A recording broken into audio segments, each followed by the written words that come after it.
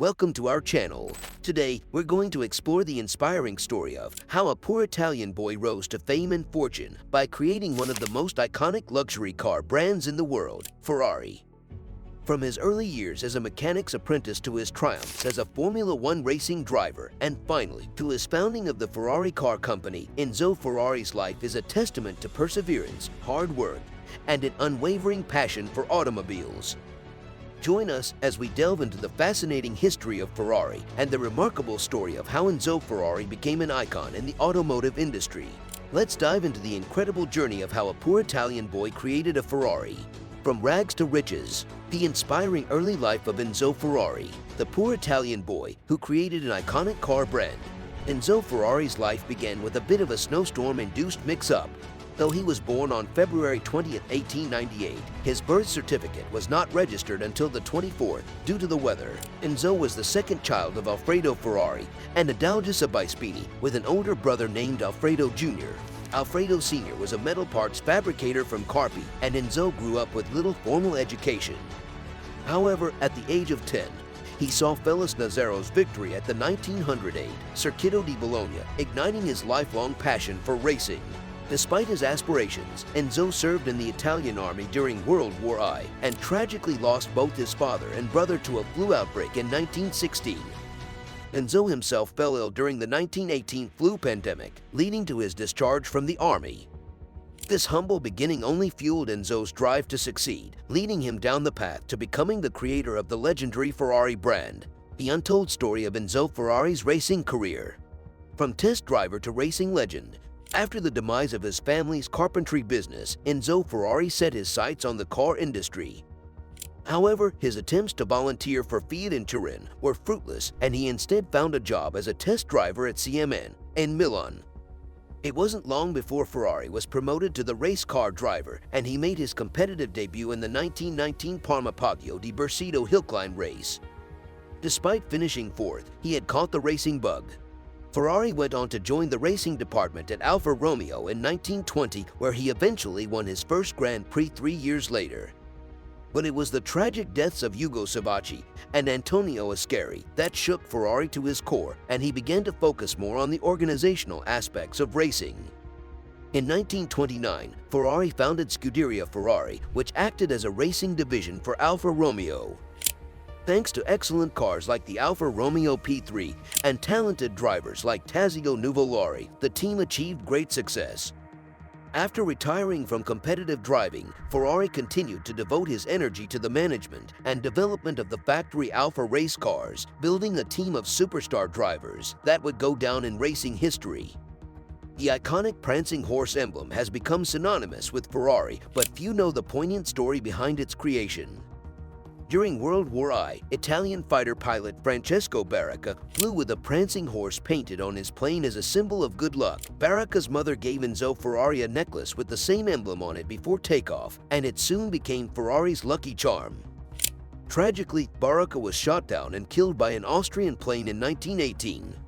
In memory of his dear friend's death, Ferrari decided to use the prancing horse to create the emblem that would become the legendary Ferrari shield. Initially displayed on Alfa Romeos, the shield made its debut on a Ferrari in 1947, and the rest is history. The prancing horse has since become a symbol of Ferrari's commitment to excellence and its unwavering pursuit of innovation, speed, and style. The fascinating story of building the legendary Ferrari empire by Enzo Ferrari. The roaring engines, the smell of burning rubber, and the exhilaration of the race, these are the hallmarks of Ferrari's racing legacy. Despite financial setbacks and fierce competition from German manufacturers, Enzo Ferrari persevered to create one of the most iconic car brands in history. After the dissolution of Scuderia Ferrari, Enzo returned to Alfa's racing team as sporting director, but a disagreement with management led him to found Auto Avio Costruzioni.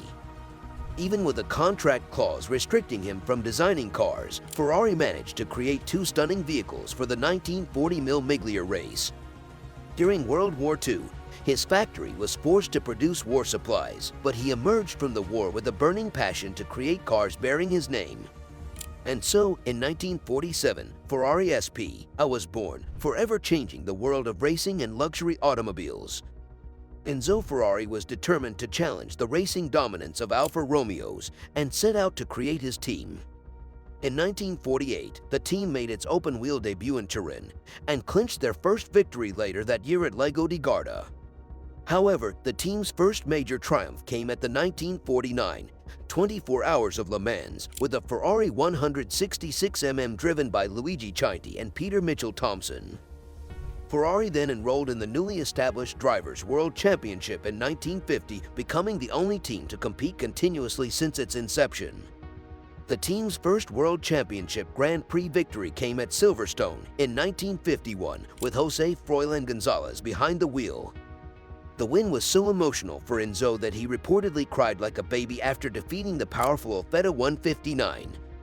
The team secured their first championship in 1952 with Alberto Ascari, a feat that was repeated the following year.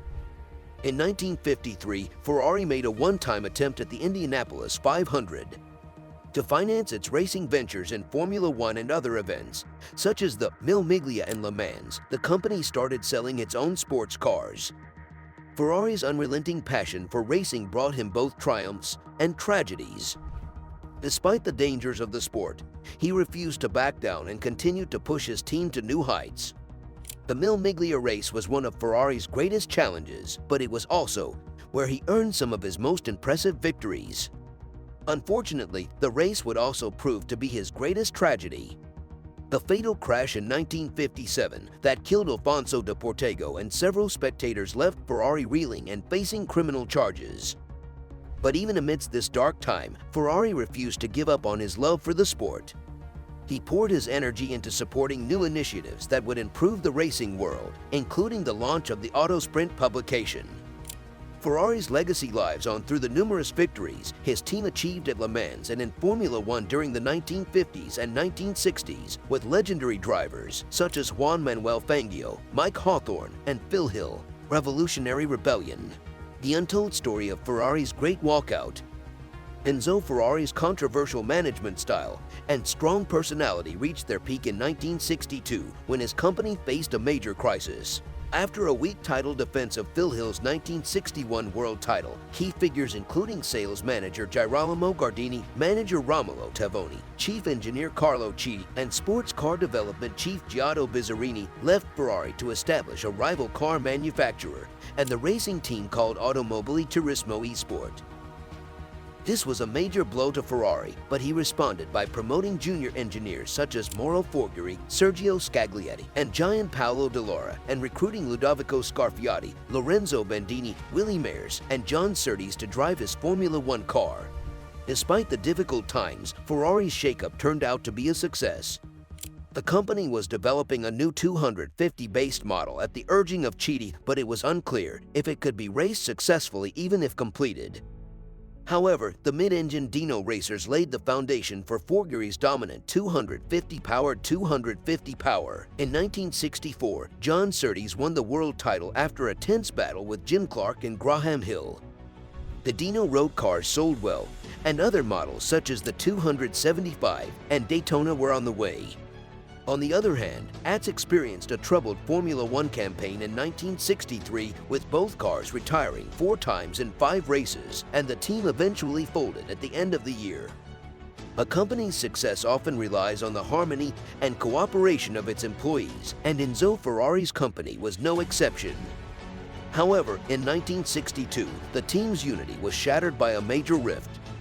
Following a lackluster title defense by Phil Hill, some key figures in the company, including sales manager Girolamo Gardini, manager Romolo Tavoni, and chief engineer Carlo Chiti, left Ferrari to start their racing team, ATS. The departure of these important figures came at a difficult time for Ferrari, who was developing a new 250-based model. However, Ferrari responded by promoting younger engineers and hiring new drivers, including Ludovico Scarfiotti and John Surtees. In the end, Ferrari's reshuffle proved successful, and the team went on to great success with the mid-engine Dino racers and the 250-powered 250p, ultimately leading to Surtees winning the world title in 1964. Reviving into the future, exploring the exciting merger of Ferrari and Fiat. In the late 1960s, Ferrari faced mounting financial pressures and regulatory challenges that forced him to seek a business partner to keep the company afloat. In 1969, he sold 50% of his firm to Fiat SP on the condition that he would retain complete control of the racing department. Though Ferrari had offered to sell the company to Ford in 1963, negotiations broke down when he realized that he would not have independent control of the racing division.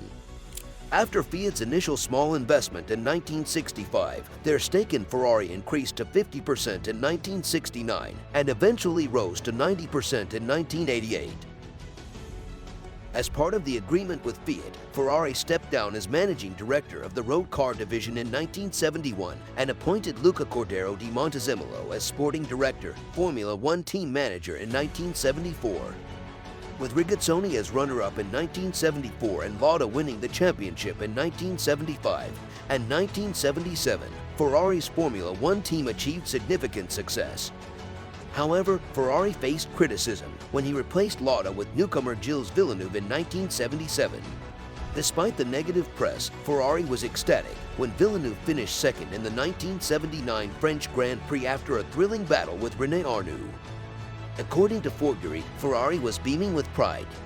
"I have never seen him so happy for second place, the end of an era." Exploring Enzo Ferrari's final years and legacy.